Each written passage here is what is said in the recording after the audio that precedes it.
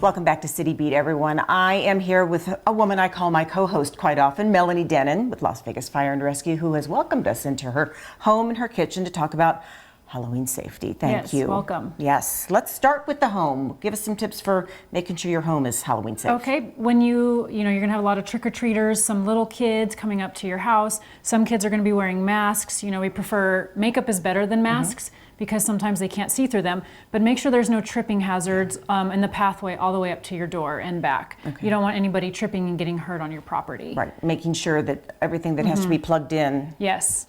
is not and if in you the have, way. If you have a candle, a pumpkin with a candle right next to the doorway, you might want to move it because a lot of costumes are not flame resistant and they can catch on fire from your jack-o'-lantern. Okay, well let's just move right on into pumpkins then, because you've got some really good safety tips that I've never heard before. Yes, so when you're carving a pumpkin, always use you can get the pumpkin carving kits. Okay. They're actually a lot safer. The blades are not as sharp as, let's say, a knife like this, and people cut themselves all the time trying to carve pumpkin with kitchen knives. Right. So if you get the little pumpkin carving kit, it will saw through the pumpkin, but you're less likely to cut your hand or your finger. You can actually rub your finger on that and it's not going to cut you, but a knife sure will. Yes, and with pumpkins it's better to use like LED lights or like pumpkins come with little LED lights. You can use fake candles, battery operated candles that flicker. They're a lot better than candles because fires are started every year. Yes. Because of jack-o'-lantern candles. The flameless candles. Yes. Let's see. Let's talk. You touched on costumes, but let's touch on that again because there's a few more tips. You were saying that masks aren't always great, even though we're all used to wearing masks right now. But we're both vaccinated. Yes. But they can slip. Yes, masks can slip or fall down on a child's head. It's one size fits all, a lot of them, and they don't fit very well. So children have a hard time seeing out of them. They're more likely to trip over a curb, and it's dark out. So people, their lights are dimmer, or they have different colored lights, dark lights, so it's harder for kids to see. Face painting is actually better than anything. Another thing with dark costumes, you cannot see children at night. It's really difficult. You can get stuff like reflective fabric at a store for extremely cheap, and you can just even make a belt out of it, put it on their costume. You can glue it on with fabric glue. I also put a piece of it on my kid's bucket, so it's really hard to see children. You can't see them with your car lights unless you're 10 to 15 feet from them. But with reflectors, you can see them from 100 or more feet away. And you actually shot video to prove that. We're showing you the video right now.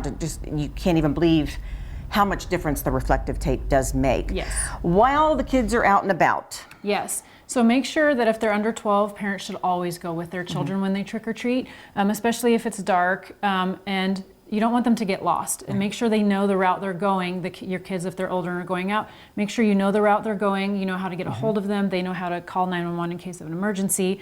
Tell them never go into a stranger's house or car for candy or anything like that. If your kids want to go into a neighbor's house that is a haunted house, some people set up their garages, you should go with them. Okay. You should always go with them. All right. So. And leave the earbuds at home. Yeah, earbuds at home. Make sure your kids aren't staring down at their phone while they're walking, especially at, it's darker during Halloween, like I said, so you don't want them tripping and falling over curbs and stuff, getting a broken arm or leg or anything. And just judging by the props, Melanie's also saying that let them carry a flashlight or a lantern or something. That helps the motorists spot them too. When they get home, double check their candy. Yes. Double check it. Just make sure that nothing looks odd or out of the ordinary. There's no holes in the wrappers or anything like that. And just make sure that everything's appropriate. You don't, some people think something's appropriate for kids, like alcohol-filled chocolates, and they don't realize that, So always go through your kids' candy and stuff when they get home just to make sure it looks good. Plus your kids might have allergies to a candy with nuts in it, and you just want to make sure that that's out of their reach. Plus you get to go through their candy and decide what you want. Exactly. Separate, oh honey, you can't have that. That's not good for you. And lastly, let's give a little a heads up to motorists out there on Halloween. Motorists definitely need to make sure they are not distracted. Get off of your phone. Yes. Keep your eyes open for kids. Like I said, kids are going to wear dark costumes and they're going to be on the sidewalk walking across a driveway, and if you turn in, you may not see them until you've already hit them. So just drive slow in residential neighborhoods, or if you're in a commercial area that's doing a trunk or treat or anything like that, there's a lot of those. Just go slow, like you would do in a school zone. Just keep your eyes peeled for little kids. You had a statistic about Halloween night. Yes, more kids are hit by cars on Halloween than any other day of the year. Okay, so how tragic would that be? Yes. Melanie, thank you. As always, we just so appreciate your tips. Thank you for having us here. Absolutely. Happy Halloween. What are you dressing up as? I'm going to be a witch. Okay, all right. I thought I'm going to be a firefighter. So we'll be right back. Stay with us.